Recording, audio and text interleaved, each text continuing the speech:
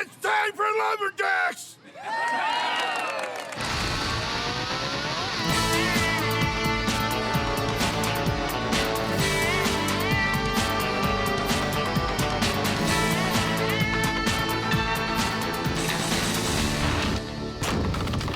Lumberjacks is sponsored by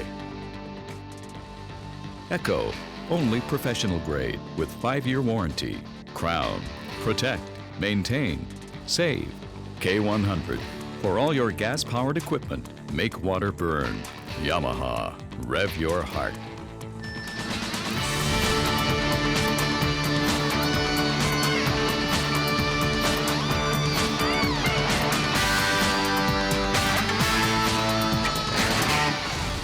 We're here in Owego, New York at the Tioga County Fair. It's one of the oldest fairs in the entire state of New York. We're here for the Lumberjack competition where they've got 53 competitors competing for over $5,000 in prize money in 12 different events. We had a great show here put on by Gary Hammond and his entire crew of volunteers. This week we're covering the standing block chop, the fire building, and the open modified saw. Nice little town of Owego, New York, along the southern tier of upstate New York, nestled right along the Pennsylvania border, was established in 1787. Actually, the name Owego is derived from an Iroquois word, awaga, which means where the valley widens. And we got the Susquehanna River running right through the town. It's a beautiful little town. This is the second year in a row they've had a lumberjack competition at the Tioga County State Fair. And the lumberjack competition is now in the home stretch. As we head into the home stretch, we have Dave Engasser leading the way with 350 points, threatening to take off with this whole thing. He's being pursued by Matt Bolton and Will Roberts as we head into the standing block chop. And we're going to be showing you the top 4 heats of the standing block chop. This first heat, we got Brad Stevens from Vermont taking on Dave Engasser. I know you know Brad fairly well. You've competed against him a lot of times over the years. We all know Dave Engasser. He's been around the game for a while. This is certainly a matchup of the veterans. Veterans are here, and it's big wood. This big, soft poplar wood, and actually it's been chipping out quite nice, thank heavens for these guys, but nonetheless, it really separates the pretenders from the contenders, as you say. And once again, when you're chopping big wood, you got to hit your lines. Looks like Engasser's got some good power, some good speed, a little bit of his line stair-stepping in the bottom there, but nice downward strokes hitting his lines. And Brad's not doing too bad himself as Engasser makes his way over the backside. Puts a good driver in his firewood, which he wants to do now, so he wants to try to get rid of these big chips on the backside, and it is actually chipping quite well for him, so he's going to be getting into the smaller wood and looking at driving it off here before long. Brad Stevens a little bit long in the tooth these days, gingerly makes his way over to the backside. Engasser's way ahead at this point. He's going to maybe chip one more time upwards there, and he's going to put some drivers in. So he's into the small wood now. Both guys getting into the small wood here on side number 2. Dave's starting to drive it off. Number 2, it wobbles, and number 3 takes it off. 47.9 seconds he now has the time to beat. And you can see in here Brad Stevens gasping for air as he finishes off his chop. Dave, you got to be pretty happy with that chop, although at the very end there, did you wood yourself or stump yourself or whatever you want to call it, run out of wood? Yeah, really I'm not very happy with it all. I didn't open right, and when you start a track meet with your shoes tied together, you can't run. I didn't have any slope, and it showed. Well, that's a good analysis by Dave. Lots of things wrong there. Bad slope, actually wooding himself on both sides. So all kinds of problems, and I think it'll cost him the overall because coming up next we have Mike Ash taking on Chris Henning. Both guys good standing block cutters as well. Now these guys battled each other in the underhand chop, as we saw last week on Lumberjack's TV series. Who's going to win this battle? It was Henning that won the battle of the underhand chop. This is Henning and Ash, round 2. Ash's favorite event, standing block chop, and he's getting into it, but the big long, there's a bad knot for Mike. But the big long swings here of Chris Henning, of course, are going to stand him well. Time to beat Dave Engasser, 47.93 in the last heat. Both guys in their backside. Big Chris Henning, not really keeping up the pace that he should be. Mike Ash, his axe is really moving that wood. He had to chop a lot smaller face in the front because of that knot, and he's going to drive a little bit more wood here, but he's going to do it. It's already starting to wobble. Mike Ash is going to win it with a 30.5. And round 2 of the chop, Henning versus Ash. This one goes to Mike Ash. And Sasquatch putting in the final few drivers to try to get this thing done. So 11 strokes to the front. I bet you would have liked to have been 8 in the back, or even 9, but you had a hard time getting it off. Yeah, I should have come off in 10 in the back. My second round wasn't out around far enough. A big knot in the front when I went to put my drivers in kind of threw me off a little bit mentally. I was kind of worried about bending the axe. Good job there by Mike Ash, leading the way with a 30.55. In the earlier heat, we had Wilson and Browse now holding down second and third.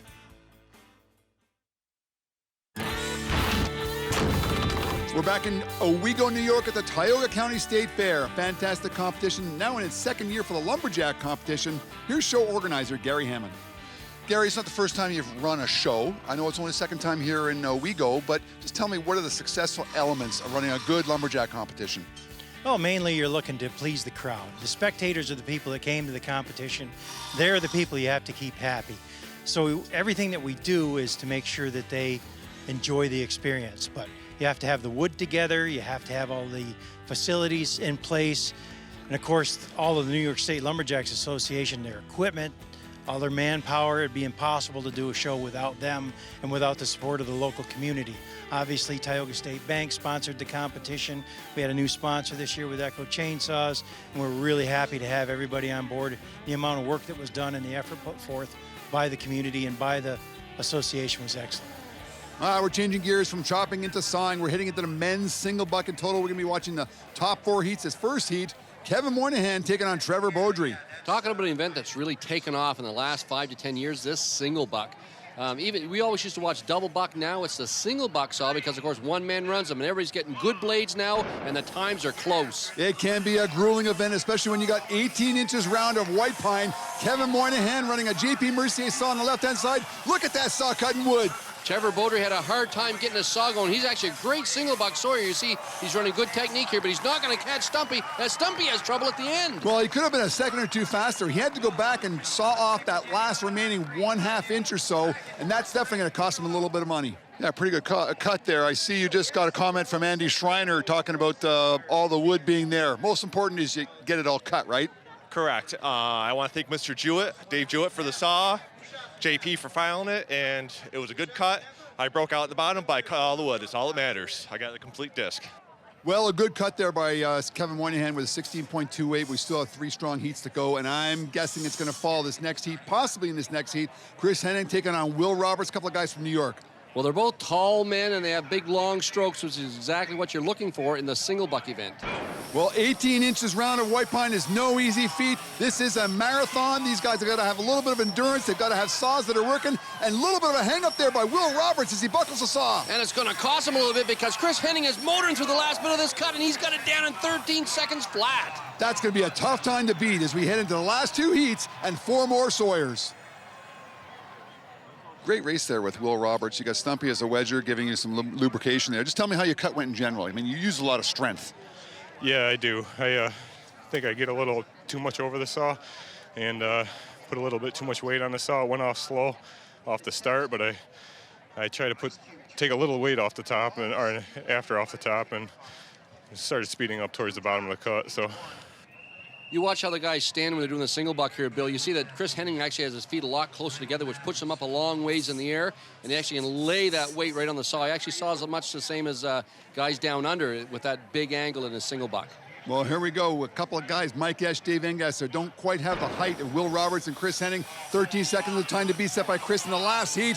A great start by both guys. Look at Engasser going on the right-hand side with that pace. Boys, I tell you, they're both sawing well right now. This is going to be anybody's game here, but Mike Esch getting in the small wood. It's going to be Engasser has a hang-up, and Esch takes advantage of it and gets it off. What a classic reminder of how difficult it is at the bottom of the cut to go all the way through, and Esch just pounces on it.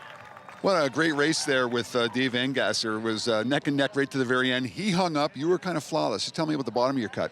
Yeah, I cut the bottom a bit better than the top. Just wanted to be smooth. I was kind of heeling a bit too much at the top and short stroking a little bit. It was okay cut.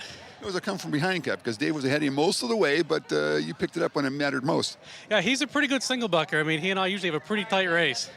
Well, that was a real tight race. It was 0.3 of a second that Engasser was edged out by Mike Esch, and he clearly took advantage of it at the very end of the race. This last heat, Nathan Waterfield from Cherry Valley, New York, taking on Matt Bolton from Canandaigua. 2 more great single buck cutters, and again, there's very little room here to squeeze in. Everybody's in the 13 seconds right now, so these guys have to have a flawless cut, which it looks like Nathan's having up here in the top left. The stocky Matt Bolton on the right-hand side using a lot of power, trying to pick up his pace a little bit, and Nathan struggles a little bit at the end. Another photo finish. What a great finish. Matt Bolton just edges him out with a 13.06. Nathan wants those last 2 strokes back. A fantastic race, but the heat before, we talked to Mike Esch about how important the bottom of your cut is.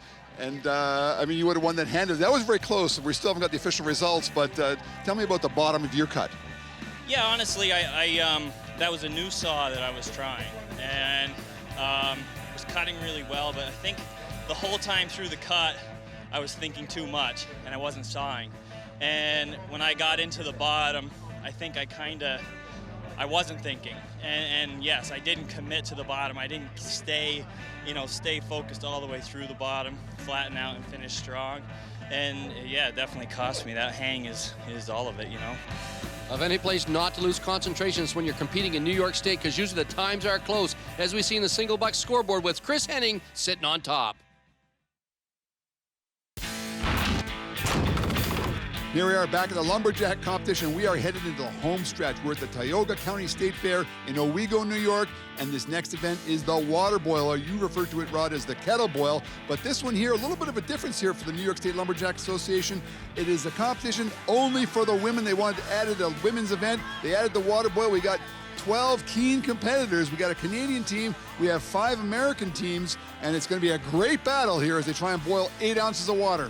Most of these girls will have to reach back to their college days, guys, where most of them learned this trade and, of course, do all the things that they used to do years ago to get this kettle boiled as fast as they can. Now, we have a wide range of competitors here in the water boil, some with minimal experience, some with a whole lot of experience. As you mentioned, Rod, a lot of them learned at college. And this is a doubles event here in the Tioga County State Fair. How does it different a little bit when you're doing it on your own or working in pairs?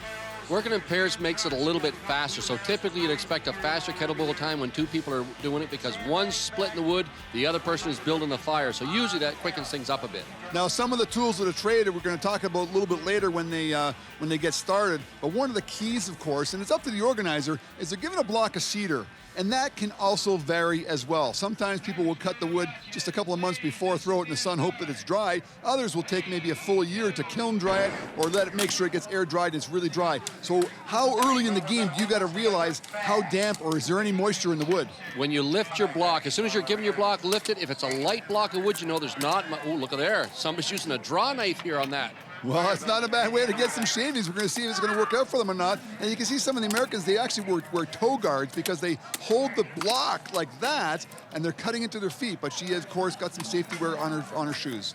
Very interesting that there's 2. Usually in Canada, of course, it's 1 axe, and of course you make all your shavings with the axe. You can see here people using spoke shaves. Typically they use knives at the collegiate level to actually get those shavings off. But if the block is nice and dry, I wouldn't even start splitting it first. I'd just get into my shavings right off the outside. And I see one of the teams here using the old Rod Cumberland technique with the extended handle outside the head there, where you can use both hands to actually shave on the block. You can see Kendall using her left hand to grab the top head of the handle.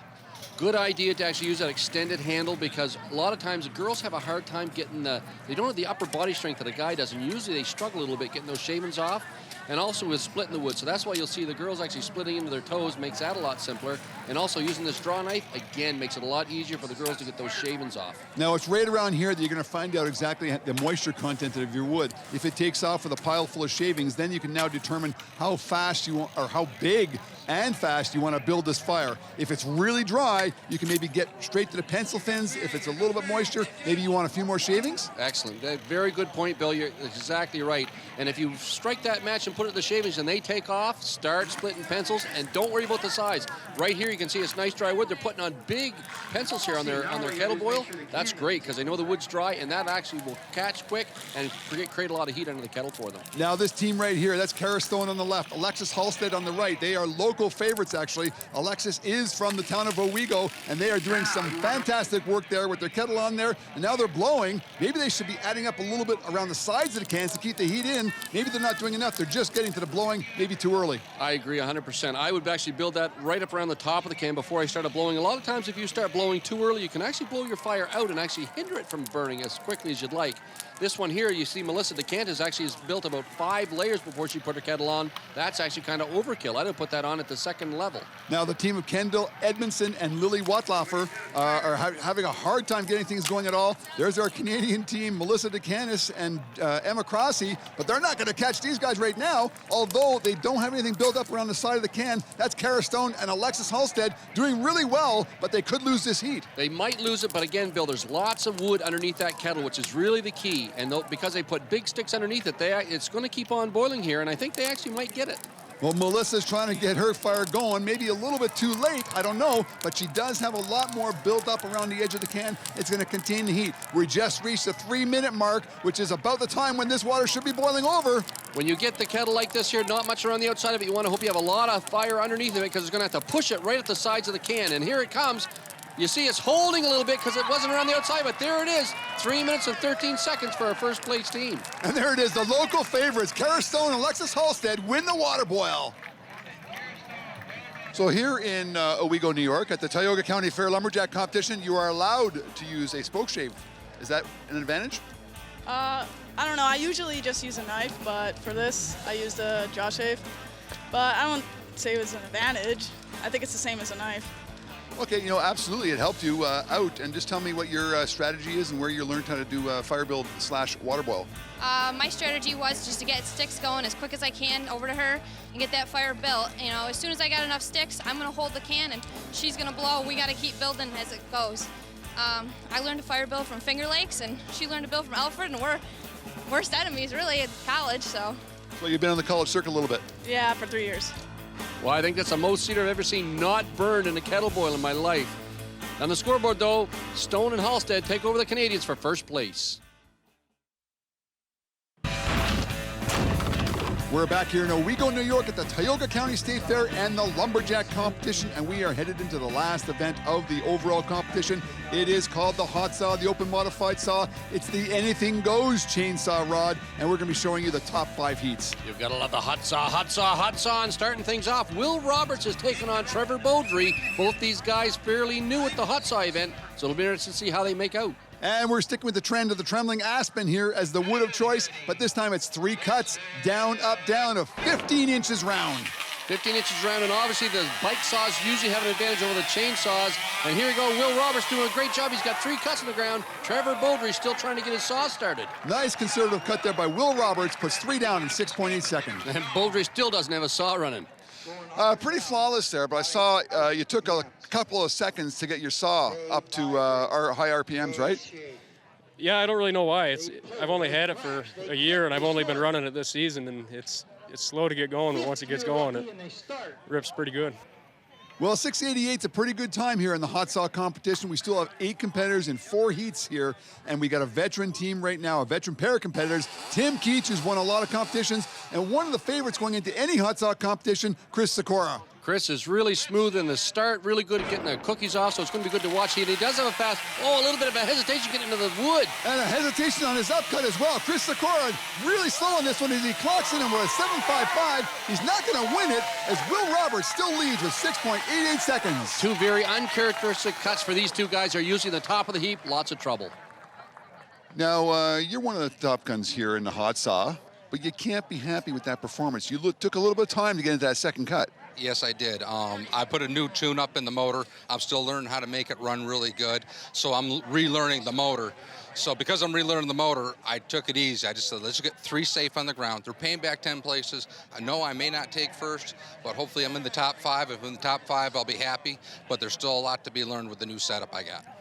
Well, we got 4 more competitors. 688 still a time to be set by Will Roberts in the first heat. It's going to be tough for Sikora to make the top 5. We got Nathan Waterfield here. He's got a big machine taking on veteran competitor Mary Reeder. And Nathan's got the women's tank top on to make him go a little bit faster. Mary Reeder coming off a good finish in the other modified chainsaw class, so she's going to be looking for a good cut here. Nathan off fast. Oh, he's got a bad cut in the second cut. He's going to have to take a DQ. No, he goes back for a 4th cut to make sure he gets 3 on the ground. And look at Mary on the right-hand side. Her bar is barely long enough to make it through. So when you miss your upcut like you did in your second cut, you can explain to me how that happened, but you don't have to take another upcut. You can complete the race by finishing a 4th down cut. Yeah, the typical protocol is a down, up, down attempt, and then any cuts after that can be down. So yeah, it was a legal cut, even though it wasn't as fast as it could have been. Wow, we should pack our bags, head for New York. That's a lot better on the hot sawyers if you're able to take that cut you missed going down. Oh, there's a blast from the past. Look at that. Chip Arthur, I haven't seen him in years. Yeah, and there's Brad Stevens, about the same age. Both these guys are in the twilight of their career. That is for sure. Here in the hot saw competition, a race of veteran competitors. Look at Brad Stevens. He messes up his first cut, his second cut almost pushes him out of the wood. All kinds of trouble here for Brad Stevens, but Chip Arthur doesn't even have a saw running yet. So, man, this heat here has all kinds of trouble from start to finish. You're not a weak guy. You're not a small guy. That thing was pushing you all over the place. Almost pushed you halfway to yesterday. Yeah, it's all on how you put the bar into the wood, and it wasn't a good smooth run. It knocked me all around, and I wasn't ready for it. Well, that is entertainment. You can see the power in that machine held by Brad Stevens, throwing them all over the place. He did get 3 legal cuts. He's got a time of 7.00 seconds. It puts him in second place right now behind Will Roberts this last heat. Dave Engasser taking on Mike Ash. Well, these are the big guys. We expect 3 good cuts from them. There's a good cut from Mike Ash. Oh, he's bogs in the second cut, but look at that. Dave Engasser gets 3 on the ground. In 6.16 seconds, and Mike Ash is going to have to take a DQ on that one. And Dave Engasser is going to be the winner of the Open Modified Chainsaw. Now, just tell me about how the machine handles when you're trying to, 60 pounds of machinery there, trying to get 3 cuts in 4 inches. Oh, that's a good old saw. It's usually just waiting for me. I mean, about the only thing better is an Echo chainsaw. Well, when you get to the Open Modified Saw, there's not much better entertainment in the sporting world. What a fantastic race with Dave Engasser winning it with 6.16 seconds. And that crown pivotal point today focuses on 2 collegiate girls from the United States, Kara Stone and Alexis Halstead, who takes first place in the water boil, besting the team of Crossy and DeCantis from Canada. What a great competition. Look at that scoreboard with a tie for third place between Chris Henning and Mike Ash, both at 225 points. Matt Bolton squeaking in there at second place with 250. But our K100 Lumberjack of the day is veteran competitor from Virgil, New York, Dave Engasser, with a total of 470 points. And a big thanks to all the sponsors to make today's show possible. Big thanks to Tioga State Bank and also the New York State Lumberjack Association. Come back again next week when we're going to Squamish, BC, when it's time for Lumberjacks.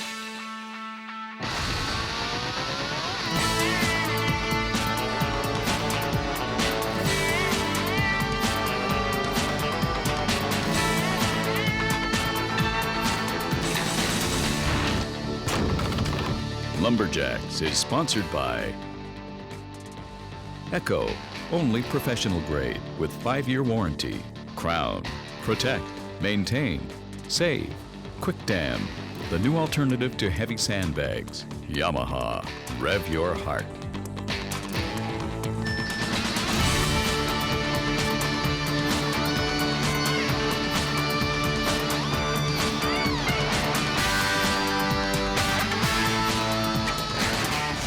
When I do kettle boil, the thing you want to do is get your kettle on the fire as soon as possible. To do that, you have to have your shavings ready as soon as you can. A lot of guys will split their block first, take the shavings from the inside. I don't. I save those 2 seconds and take my shavings right from the outside of the block. I'll usually find a split in the block, such as I have right here, so as I'm making shavings, usually I'll get 2 for the price of 1. So on the word go, I'm making shavings just as fast as I can. The other thing I've done is I've modified my axe. Rather than just having 1 hand pushing on it, I've lengthened my handle here so I have 2 hands pushing as hard as possible. You make my shavings a whole lot quicker that way.